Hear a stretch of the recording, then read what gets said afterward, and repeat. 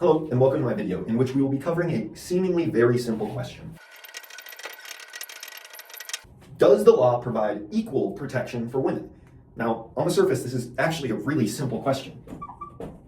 It's yes, the law does, at least on paper, through two key provisions. First, the 14th Amendment, specifically the Equal Protection Clause of the 14th Amendment. Hey, it's even in the question. Now, this clause specifically says that every U.S. citizen is protected under the Constitution through, their rights are protected in the Constitution.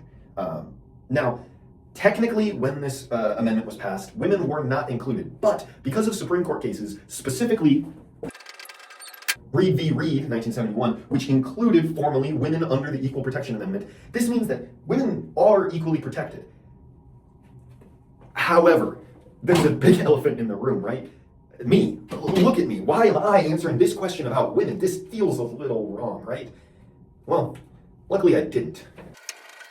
In fact, I talked to 3 women in my life and asked them this very same question and recorded their responses, and each of these responses I'll be breaking down and giving some Supreme Court cases to support their arguments.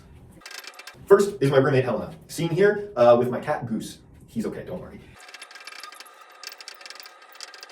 Now, if you want to see the full text of what my friend said, here it is, but I'll break it down a little simpler for you. She points to 2 important facts. One, that rape laws are just historically not prosecuted in America, and there's a lot of evidence for it. Here's a Yale Law Review article that we read in class about this specifically.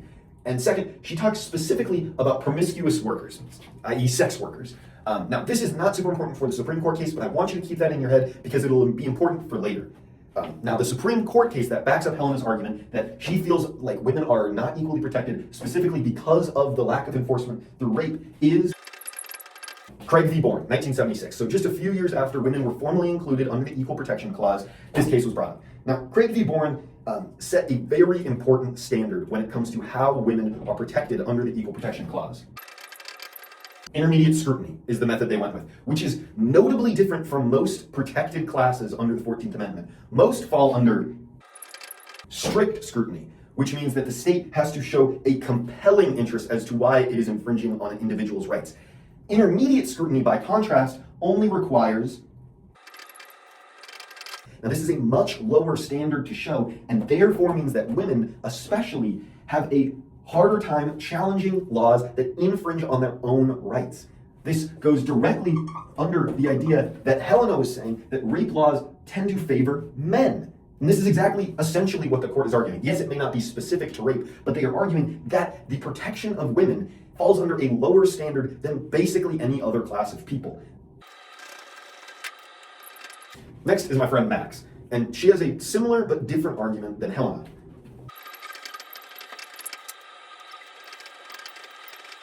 Max argues that women are not taken seriously in courts, i.e. women are not protected equally by the law because the court does not protect them equally. She specifically points to women being scared to come forward. Now, I think she means specifically in rape cases, but this isn't clear. Here's the actual text. But this is important for later, not necessarily important for the Supreme Court case. Hold on to this idea of women being scared to come forward. Now, the Supreme Court case that backs up the idea that women are not taken seriously in court is actually a very recent one. U.S. v. Rahimi, I forgot the I. U.S. v. Rahimi, which is technically not actually a women's Supreme Court case. Technically, it is a Second Amendment case, which feels a little weird to bring up now, right? Well, U.S. v. Rahimi was specifically tasked with the question of if the government can restrict an individual's Second Amendment rights for restraining orders. Now, women disproportionately take out restraining orders against disproportionately men.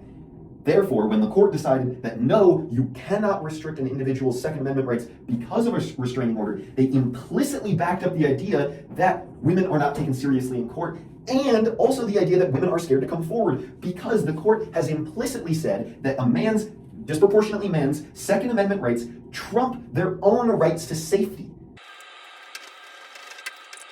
And finally, the last woman I asked was my sister-in-law, Nat, and she came up with more specific arguments than the first 2.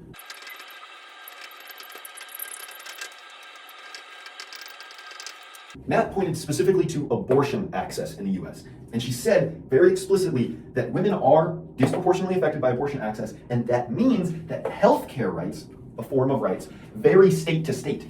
Now, I don't really need to play coy about what Supreme Court decision I'm about to talk about. It's the Dobbs decision. Of course it is. This is potentially the most important Supreme Court case when it comes to women's rights in the last couple decades. It upended the decades-long precedent of Roe v. Wade and therefore made the distinction that healthcare rights, especially those that disproportionately affect women, are up to states.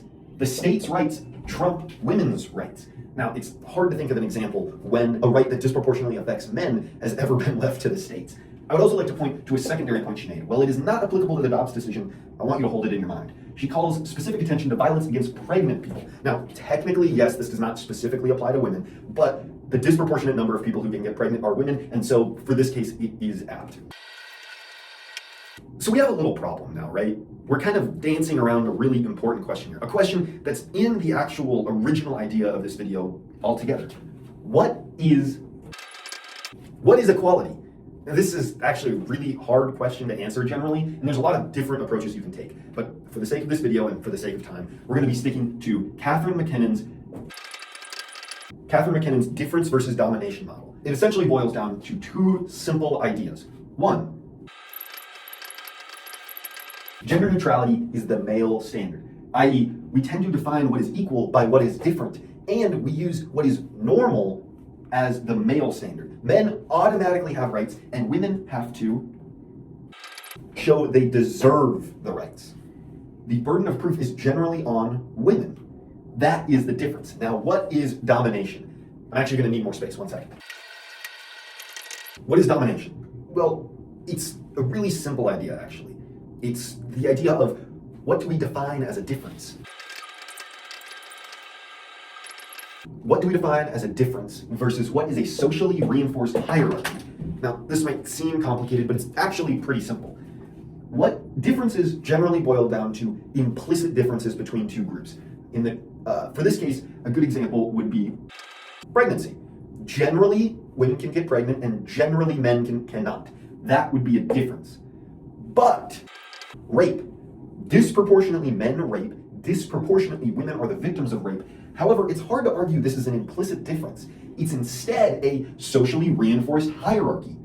This is what McKinnon's difference versus domination is. We tend to lump both of these categories into one thing. We tend to argue that everything is a difference, even though much of the quote-unquote differences we see in society are actually just reinforced hierarchies.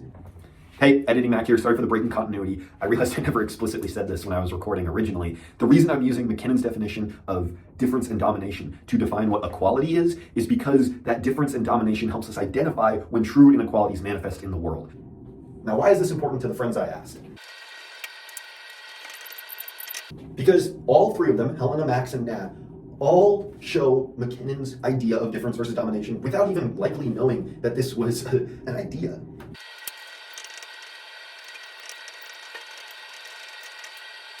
And this is where those red notes from earlier that I told you to keep in your mind come back.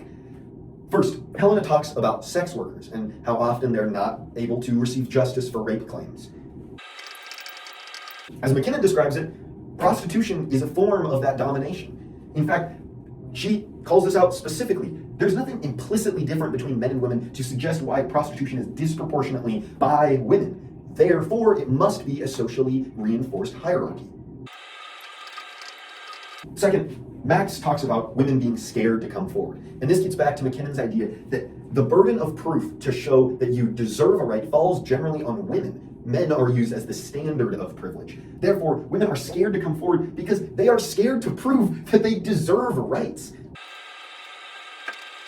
And finally, Nat talked about violence specifically against pregnant people. And McKinnon also addresses this exact point. She calls it defining what a real person is, and how often the law defines a real person not as a woman, but as a fetus. Now, specifically, this case on screen is talking about manual labor and how often pregnant women are barred from that, but the same idea applies. We as a society tend to have this idea that pregnant people are not people because they're women, but people because they can host a fetus. So this brings us to the broader question of today's video. Are women equally protected under the law? No, they're not. Although on paper they might seemingly be, in practice, as Helena, Max, and Nat's testimonies and the subsequent Supreme Court cases prove, women often disproportionately show the burden to prove they have rights rather than just implicitly having the rights, and therefore they're not equally protected.